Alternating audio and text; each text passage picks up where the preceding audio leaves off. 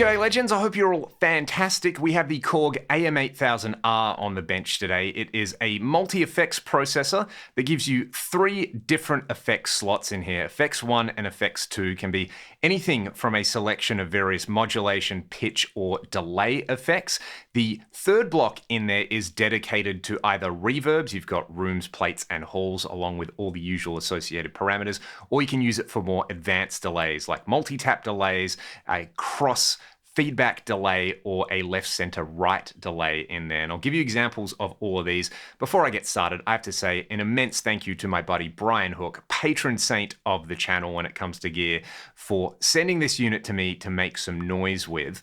I should mention as well, Korg also had another unit from this era called the DL8000R, which is held in very high regard by vintage rack enthusiasts, both for the way it sounds and some of the functionality on there. You can really get in there and fine tune the delays. You can play around with the routing, and preset changes are very fast. They're also very fast on this. So I initially thought this was just going to be a reverb processor, but it's a pretty awesome all-in-one multi-effects unit. What I'm going to do here is let you hear the dry sound. I've got a whole bunch of distortion dialed in at the moment. We will hear plenty of cleans though, don't worry. I'm going to bring in a lovely dual delay with some cross feedback on it. Then I'll bring in some chorus and some pitch shifting. So this is going to sound super greasy. Then I'm going to show you how you actually tweak the unit and go through some presets.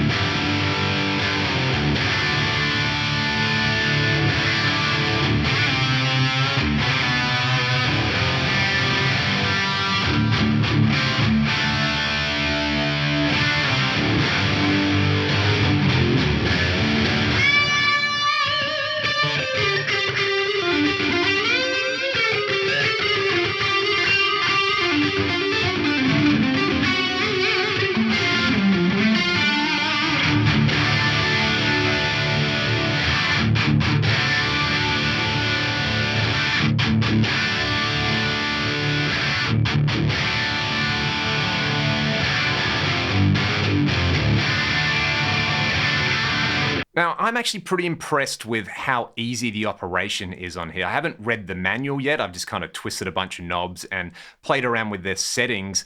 This is so much easier to use than something like the old Korg A3. If you want to scroll through presets, you use this value knob over here. So you can see I've got a bunch of presets that I've dialed in, and there's a bunch of factory presets in here as well. So let's go back to that LT preset that I was on.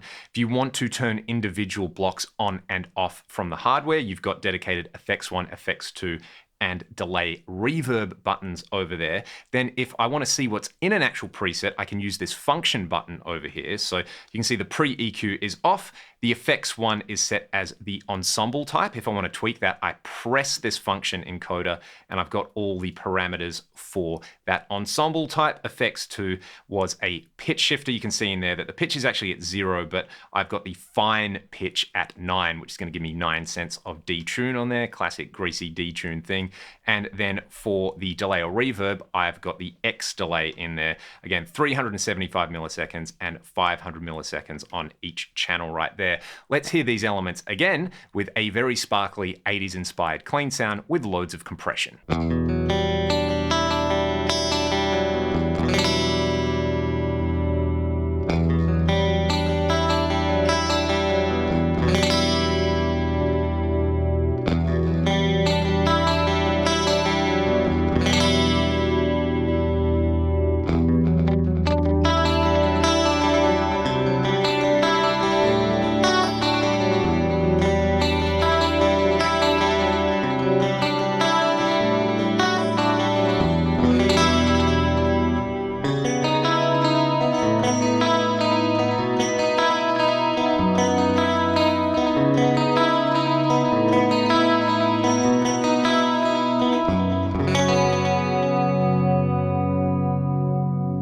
if you've heard these sounds so far, this is pretty much going to do everything you want if you want to do those 80s sounds really convincingly. The delays in there sound super pristine.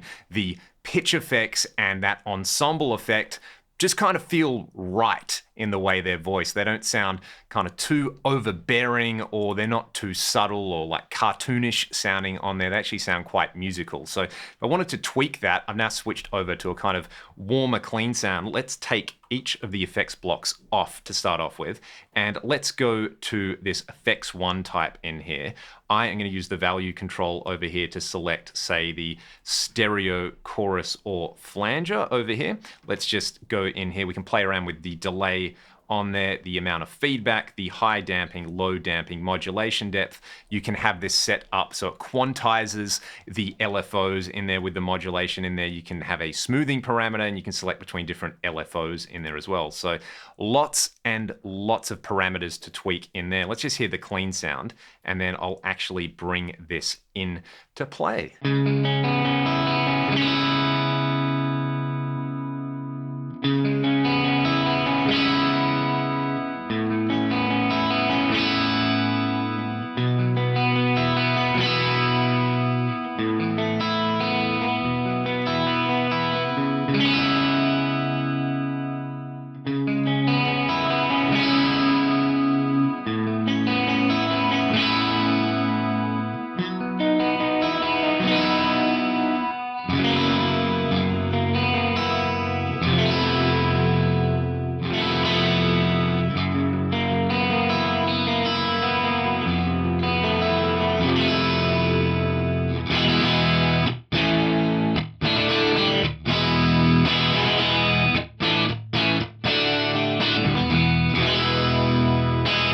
Having control over things like the feedback, having positive and negative feedback, and the delay time on there really gives you a lot of control. And I think just those stock settings that they load up at sound really lovely as well. Let's go to the delay or reverb block and actually hear some reverbs now. So I'll just let you hear a basic room, hall, and plate at the stock settings.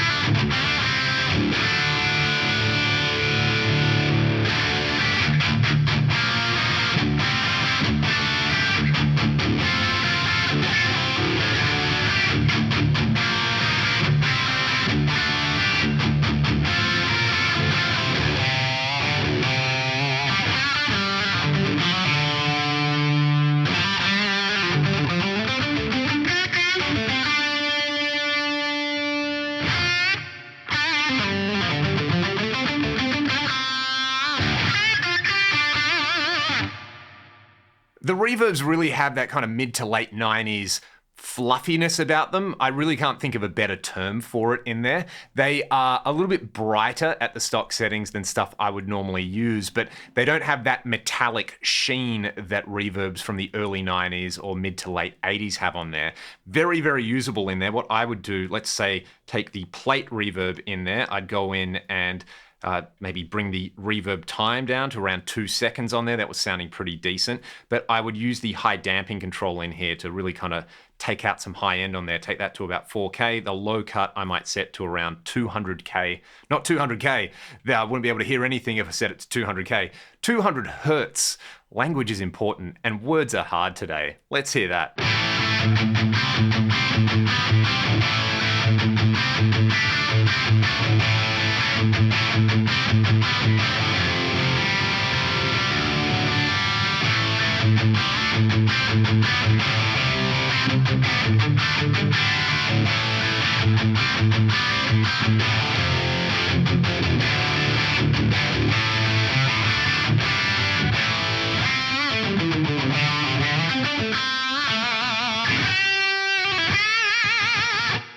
I'm pretty happy with that as a reverb. Let's hear some other effects blocks in here. You've got a Doppler effect, you've got a horn and a rotor for a rotary speaker in there. The trems sound pretty good in this. There is a ring modulator in there. There's phases. I really like the this torque mod on here at the stock settings. This one's kind of hard to get right, and I guess Korg have kind of done this right for a long time. The A3 has an awesome envelope filter on there. Let's hear this kind of formant filter.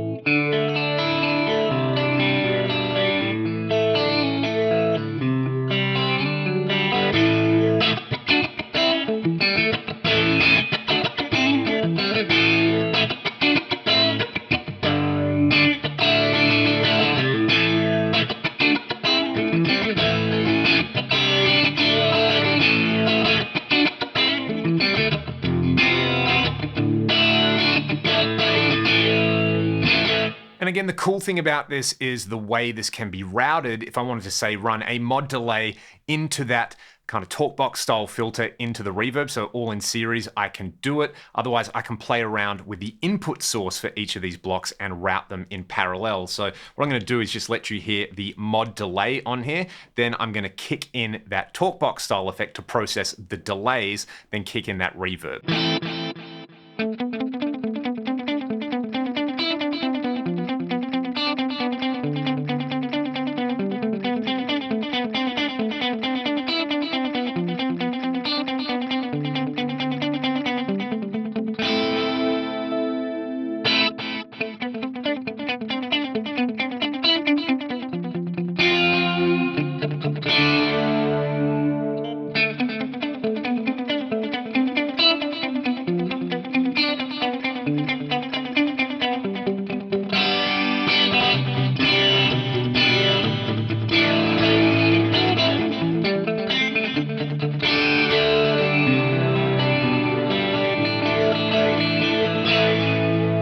There's also a stereo mod delay in here that lets you adjust the phase of the delay modulation. At the stock settings, it sounds super wide.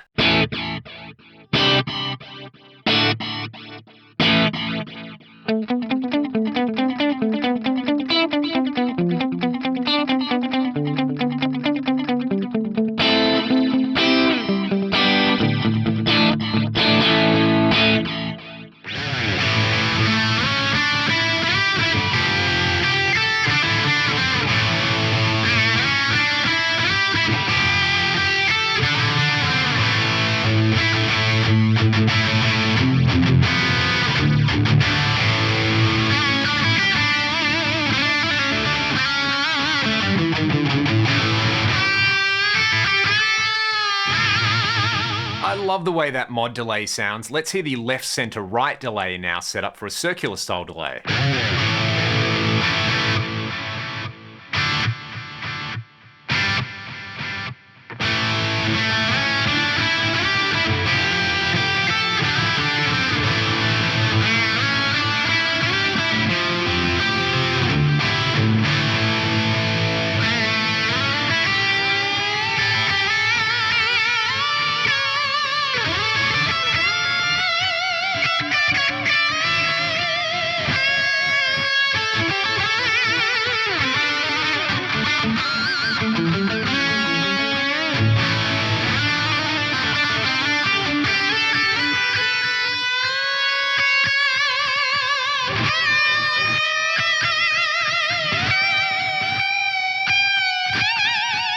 Yeah, that sounds pretty massive. I love the way that sounds. This is making me want to check out the DL8000R because the delays in this sound great. Having a unit like this just dedicated to delays, that sounds pretty awesome. However, let's keep going with this one. I've got 2 stereo mod delays in series with different delay times in here. This kind of reminds me of stuff you can do with the Strymon Dig.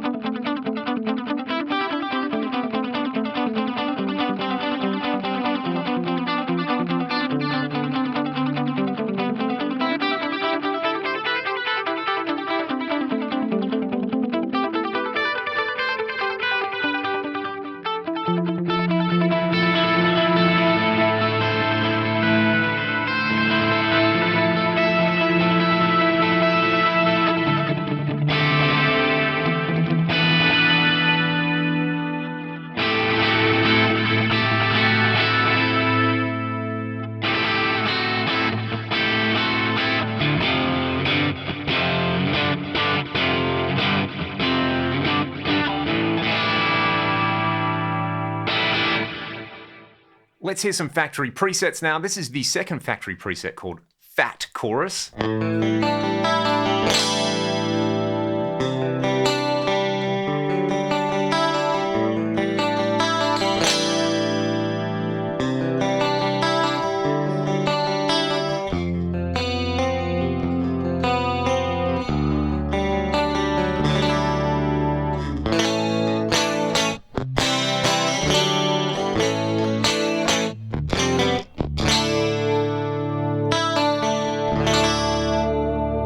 I really like this Tremolo Works factory preset as well.